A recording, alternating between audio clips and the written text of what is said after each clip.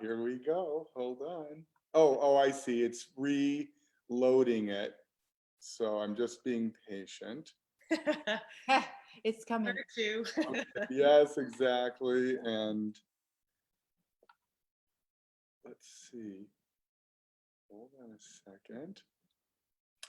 Huh. That was sort of weird. Let's see if, yep, no, that's okay. That's live. Listen, I always say things are natural and normal. And yes, we are live. And so this, I want to introduce you, our dear sister Lori, to the world. And Marla and I feel so grateful that you're here to share your story, your journey with the Tree of Life and the intention stick, and how this has affected you and your family's lives. And as we just said, there's no filters. We're just letting this be organic and from the heart. And that's what the world needs to finally understand, is to be exactly who you are, right? Right. Because Authentically us. Yeah.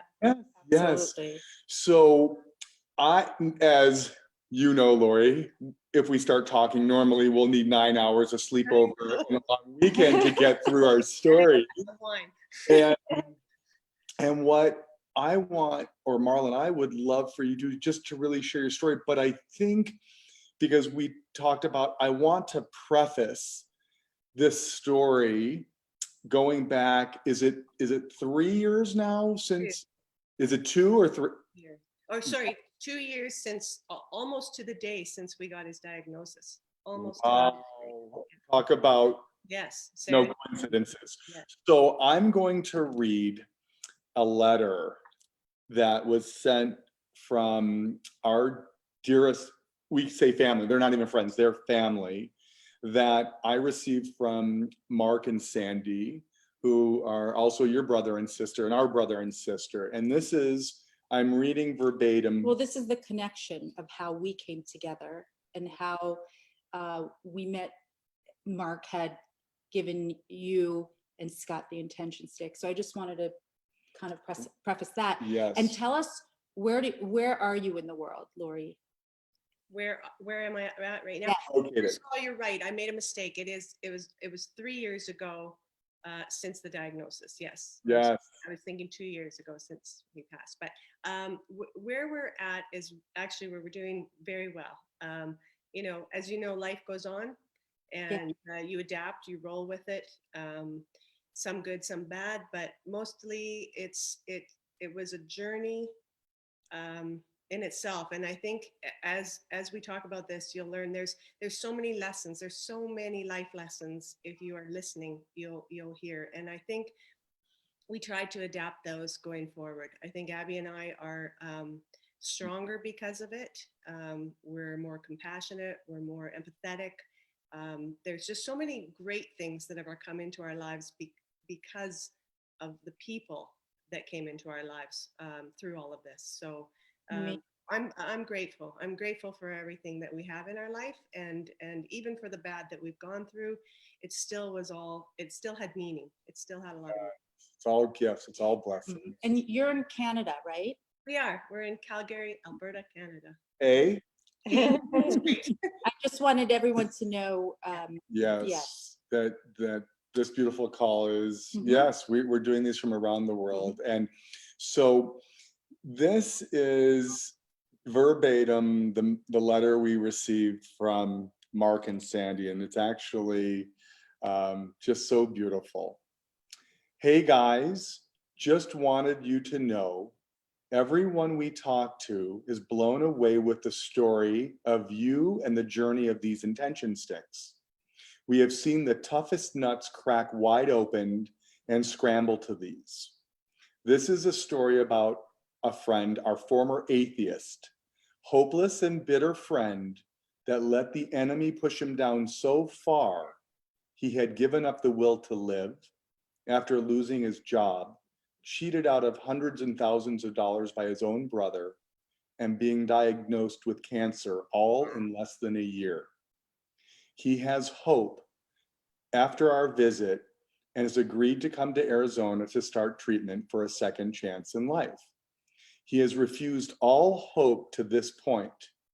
It was your story that changed him. After hearing Sandy and myself tell your story, he grabbed his necklace and said out loud, "I'm a believer." That was without a prayer, guys. That was just your story. This movement will truly change lives and change the world. Bless you both. I have never heard that before. I did not know that's what they wrote. It's still, every hair on my body is standing up. And Mark, after he sent that, said to Marla and I, they were said, you, meaning a friend said to Mark and Sandy, you need to go visit this person, Scott, Lori. Yeah. And you need to talk to him and you need to tell him about this intention stick. And he's like, okay, one, he's atheist and he's talking about, Mark, very religious. Two, who am I? And three, he's going to slam the door in my face. Right? That's a likelihood. That's a likelihood, but something was telling Mark Right. he needed to go, and he did. And that's really how our journey started. Right. How our paths crossed. Yeah. It was when Scott was diagnosed with cancer in April of 2016. Originally, it was tonsil cancer, and they, you do all the tests and everything. And 1 month after we got that diagnosis, it was confirmed that it had metastasized to his lungs. And so now we were looking at a terminal stage 4 cancer diagnosis with 3 to 5 months is what they had given him to live. So time just stops, really. Something like that is just so, well, it's life-changing, absolutely. And I think initially, and Scott is very pragmatic, practical, very science-based man, and which is why he just took the facts as the facts, and that was what his fate was, and that was what he was willing to go with. So that's where the mindset was. So when you go through all those things in the beginning and you learn that diagnosis, it's like a roller coaster, I think, and you're ascending, and then once the treatments start, everything just goes so fast. It's oncology, it's radiation, it's CT scans, everything. It's just so fast and so out of your control. And through radiation, he was quite ill, but they stopped. They didn't make it all the way through. He didn't make it all the way through the radiation treatments, but he did quite a few. But he was getting very sick, very weak. Mm-hmm. So by the time Mark and Sandy had come up in August, they were really coming to say goodbye. This would probably be the last time that they saw him. Mm-hmm. And so the conversations they had with him was they had brought the necklace, and they just wanted to sit with him and talk about faith and belief and things greater than us. And they gave him the necklace and put it on right away. And that's what, you're right, he was just so enthralled with the story of this and the way that they were speaking about this and how the passion and the belief that they had, he couldn't not but jump on board, and it gave him hope. It gave him something to think about that was bigger than him in that situation. And then everything took off from there. Yeah. So. Oh, unbelievable. Yeah. And right when they were there, when they were here, they also said in that moment, Mark hadn't even thought about it. As he was talking about the intention stick, he had decided in that moment, without even talking to Sandy, he just said, you know what, we're going to bring him down to Scottsdale, and we're going to have him come to Invita Clinic, and we're going to put you up at our house. We're going to, and they were such gracious hosts. They did all of this for us. So again, it gave even more hope, more new things to think about, and to just hope, to be inspired for. Yeah. And so by the time we got to Scottsdale and actually got to meet you in person, you guys were like legends to us. It was like meeting like these rock stars of these creators of this necklace and this movement, which I think is just so important, especially now. I can't think of even more timely message to get out at this point when everyone is feeling so isolated and so, just alone. Yeah, I think that this is a great thing the great message to get out even more. So. How do you think, or how would you suggest to someone who does feel alone right now, how they could use this in their life? Well, even for me, I mean, I found that when we were going through everything, it was easier for me to understand, first of all, this was not my journey, it was Scott's, and I was the co-pilot. I'm there to just facilitate whatever his direction he wanted to go. And so with that, it was giving up control, giving up power, because we were swimming upstream sometimes, and sometimes it was just easier to lift your feet and go with the current. And I think that to me was what this brought into my life was I put my intentions, my mindset, my intentions, and I could use the words and put them in my necklace and have them become powerful, have them be power to me and fuel my mindset. So I find that even now, for people that are going through this now and feeling very isolated, this is exactly what's just happened to me over the last few weeks. Again, I was feeling very alone and just disconnected. I have a wonderful family, great friend support group, but just isolated. And so I wasn't engaging the way that I normally would. And I just thought, it's time to change the mindset. Mm-hmm. And so I went and I changed my words. Oh, Changed out the words. It was as simple as changing out the words in the necklace that made me change my mindset and change the way that I was giving up what I was trying to control and just focusing on what I needed to put out into the universe so that I will receive. So, and it was simply that simple. And it sounds so elementary, but the power is in the proof, right? So, yeah. Yeah, it is that simple, because when you feel it and believe in it, Yes. then it's all there for you. It shows Absolutely. up. It shows up for you. Shows up. And you're right. We are human, and sometimes we do have to empty our vessels. Yeah. And I think that's why this is so important, because it does remind us that when we're going through a challenge or an obstacle or pain, that we can change it up. We can shift it, empty the vessel, and fill ourselves back up with what we're depleted of. Absolutely. It shifts from, even being concerned about my health. That was what I had in before. And even going through when Scott was there, it was health. That was a big one that we put in there. But just even to let it be is another one of my favorites. Yes. There's so many that, is it 21? 22, yes. Words that are in there, and every single one of them is applicable to something that you're going through. Even to just believe or trust or anything like that. Those words are so powerful to believe those, and to wear it around your neck daily is such a great reminder. It just completely brings you back every time to that intention.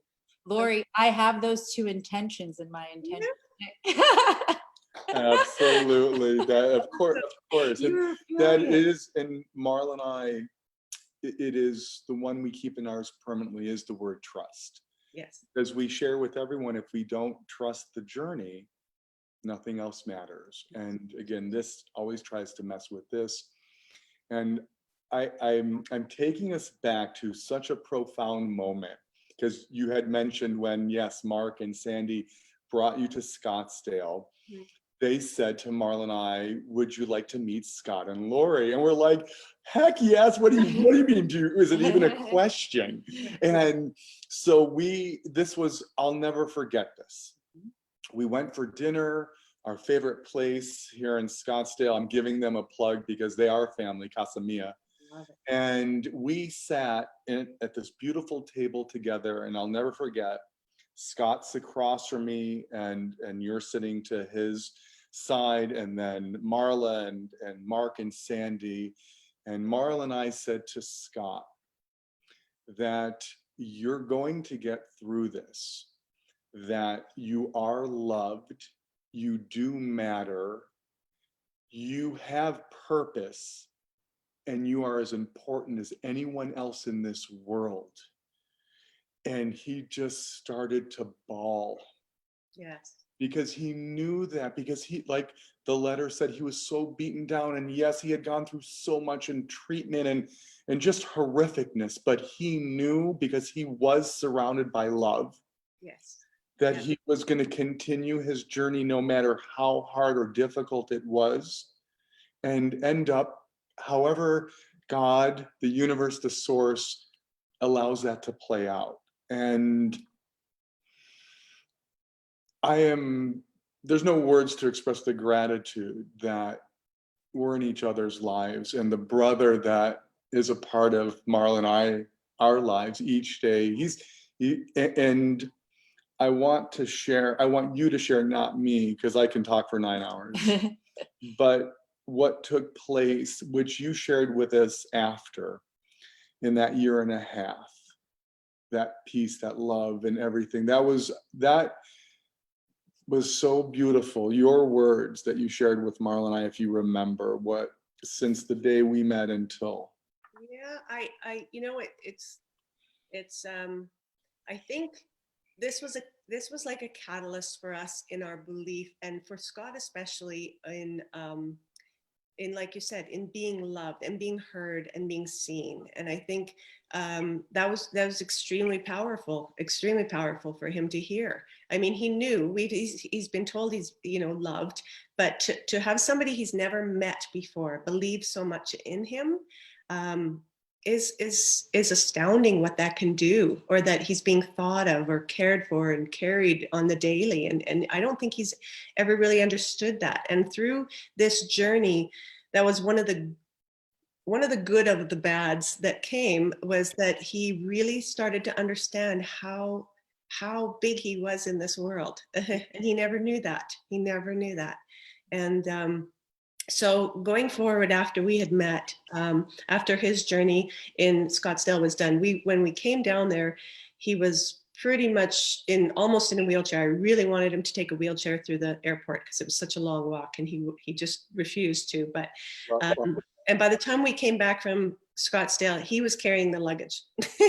He carried the carry-on and was rolling the bags, and he had energy. He was back to himself. He had, his little jabs that he would give, the little barbs that he would give. So you knew he was feeling better, because, his personality was coming back. So, and then subsequently we got to have, a Christmas, which was never promised to us in the beginning with the diagnosis. We didn't think he would make it to Christmas. And then he went into some, he had more of a fight in him, put it that way. He had much more of a fight. So he started clinical trials that were around that he could get into. One that was in Edmonton, he'd travel back and forth. And he was really looking into everything more. He had more of a long-term goal now. It wasn't just giving up after that 3 to 5 months. He wasn't ready then. So we and every day was a gift. Every day was a gift.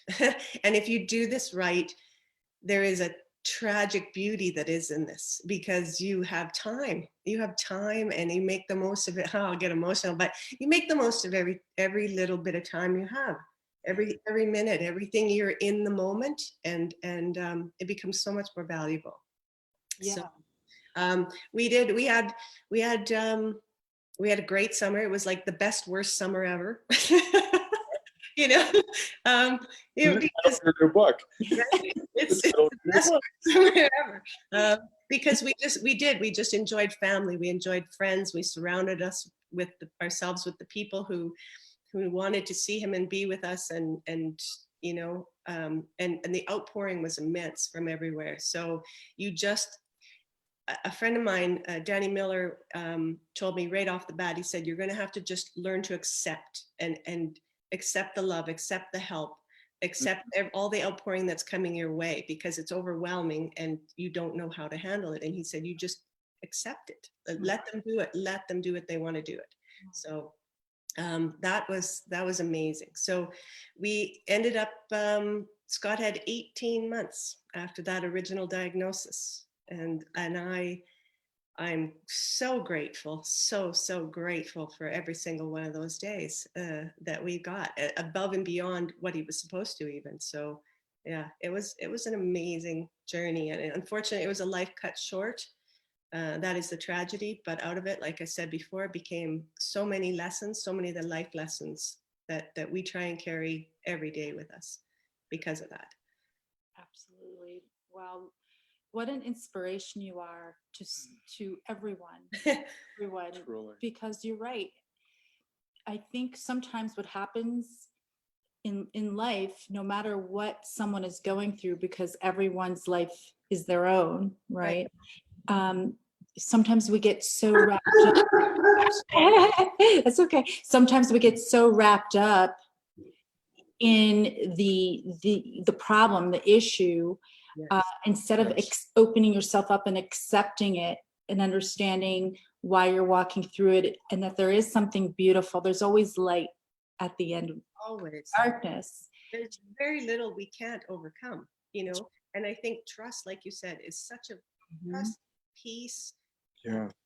There's just a serenity that if you can sit in that, in a silence like that, and you can understand that this challenge is just that. It's just a challenge. Absolutely. And you can get through it. You can get through just about, well, and I say just about, and I know you can get through anything. I know my challenges and our journey that we've been through may pale in comparison to some of the other situations that are out there.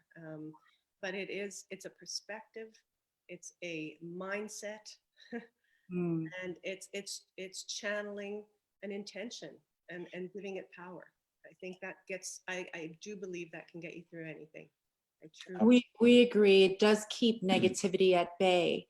And when you have peace for yourself, then you can give peace away Yes. to those around you. And if you have love for yourself, then you can give love away authentically to those around you. And Viktor Frankl, who wrote Man's Search for Meaning, talked about that in his book of his experience in the Holocaust, that he could choose to look at life as beautiful, or he could look at it as negative. But he knew the people he was surrounded by would feel his energy. Yes. And so he believed if he put out love and positivity, that it would lift the spirits of those around him, because they could feel coming from his heart. So what you're doing is not only feeding your soul, but you're also uplifting those around you. It's beautiful. And around the world, that is. Thank you. It's something I'm still learning. Yes. I'm still learning to give freely with nothing in expecting nothing in return. No. Is how you have to give. You cannot think of it as a two-way street. It is yours to give, and the more you give, then the more you receive. And this is still a lesson I'm learning. Always learning. Yeah, and that is the tree of life. That is the evolution of consciousness. It's the expansion of our souls. And we say it's not being better than anyone else in this world. It's being better than who we were yesterday. Right. And the one thing that still to this day stays with me, what Scott shared with me, because as you said earlier, because of what he had gone through, and as most of this world pushes everything down, I'm fine, but those I'm fines come out somehow. And what the beauty that this story brings to my heart is that everything he went through and the pain or the things that happened, we say, for us in our lives, he let go of the be, let it be. He forgave. Yes.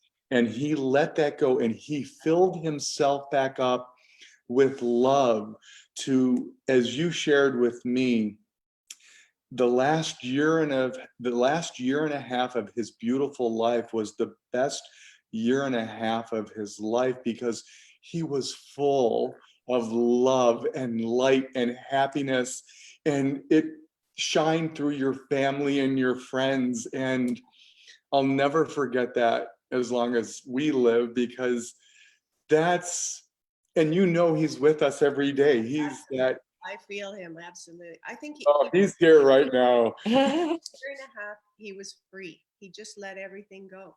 He had so much anger that he carried on from all sorts of things. He just never somebody described it to me once as having a vial, and the vial is only so big, and if you don't empty out the vial continuously, it will overflow and it will spill into your life. And Yes. so if you keep emptying it out as you go, you will always have room for more things to come up, more challenges, more things to get through. And I think at the end, he understood that immensely. And he had, like I said, the most meaningful experiences and relationships. Everything was deeper, everything was more honest. And as that, what is it, Sam Smith sings that song, everyone prays in the end. It's just so true. You have something to believe in, something bigger than yourself. So Oh, that's beautiful. I just, what you're filling Marla and I up with right now is exactly why we're having this beautiful divine call, that it should let, whether we touch one more soul or 7 billion plus more souls, to let anyone know that ever sees this beautiful story, that they are surrounded by love, right? And they do matter, and they do have purpose, and to let go of anything they're still carrying with them, right? Because it no longer serves us. even though you don't see it, you may not feel it immediately, but you just don't know how much people care about, people you don't even know, people I haven't even met yet, people Scott and I didn't know. The love that pours in is incredible, and it fills you up so much. So it's always about keeping hope, keeping faith, and just one foot in front of the other. Always, always, always keep moving forward. Trust. Trust. Back to trust. Trust is an amazing word. Yeah, trust in that there will be a tomorrow and it will be brighter. Yes. Yeah. And I have no more. I mean, I'm just like, I'm so happy that we're here together, and this story,